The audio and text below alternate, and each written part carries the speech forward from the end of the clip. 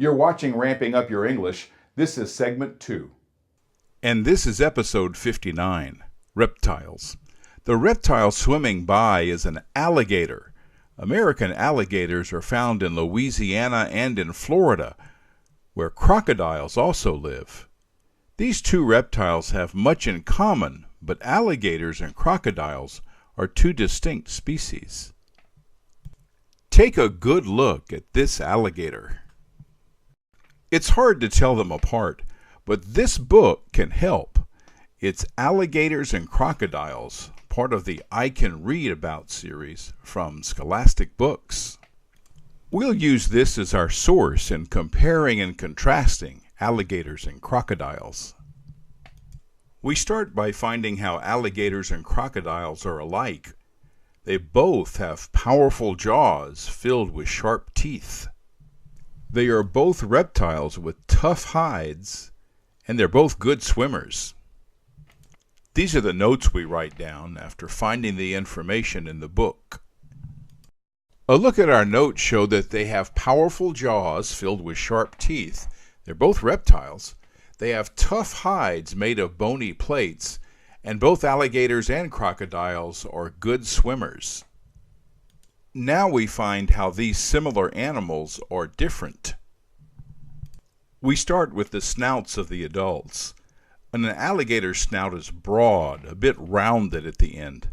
A crocodile's snout is narrow and pointed.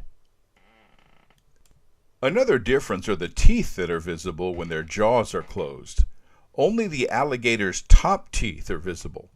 Both top and bottom teeth can be seen on the crocodile. So again, we record this information in our notes.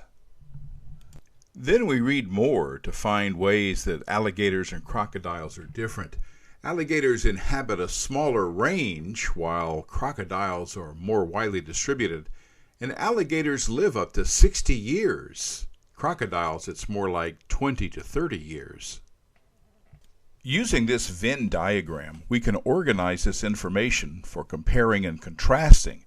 The green section in the middle is for the ways alligators and crocodiles are alike. We'll use this when comparing them. The information in the yellow is only true for alligators. In the blue section are facts about crocodiles only. We'll use the yellow and blue sections to contrast these very similar animals. We normally compare before we contrast. I put in an introductory sentence first, then I follow it with a statement of how they're alike. Notice that some words are in larger print than others. These are the connecting words we use to put the facts together. We use the words each of them to avoid overusing the word both. Notice the connecting words in the first sentence, one trait they have in common.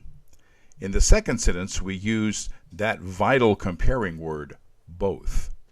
The first sentence, one trait they have in common, is a large snout full of sharp teeth. The second sentence, they are both good swimmers. Now we contrast the two. Alligators and crocodiles are dissimilar in the size and shape of their snouts. Adult alligators have a broad, rounded tip, whereas crocodiles have narrow, pointed snouts. Here are two other contrasting sentences. You can see teeth protruding from the closed jaws of both animals. However, only the upper teeth are visible on an alligator. Another distinction is the distribution. Whereas crocodiles are widely distributed, the range of alligators is comparatively small. Another notable difference is their lifespans. While alligators have been known to live as long as 60 years, crocodiles are believed to live only 20 to 30 years. Let's look at the connecting words we use to compare alligators and crocodiles. So similar that one is often mistaken for the other. Each of them, one trait they have in common, and the word both. Here are connecting words we use to contrast alligators and crocodiles. Are dissimilar. That's a new one. I hadn't used that one in previous episodes. Whereas, however. Another notable difference is in And another distinction is, these are words you can use to connect information when comparing and contrasting the subject of your research with the similar animal. Again, our source was the book Alligators and Crocodiles from the I Can Read About series from Scholastic Books. If you want a more direct experience with alligators, you can always visit Jennings, Louisiana. While the French word crocodiles is similar to crocodiles, you'll only find alligators here. They share this display space with a loggerhead turtle. I was invited to hold a baby alligator.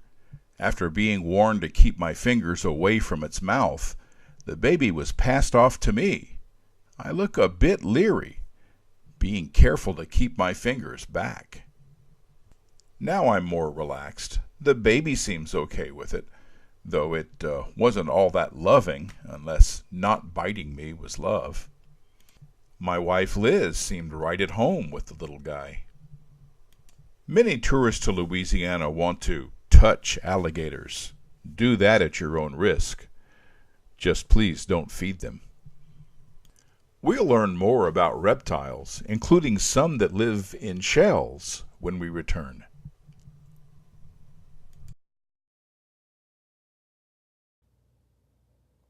That's all for segment 2. We'll be back with segment 3 right after this.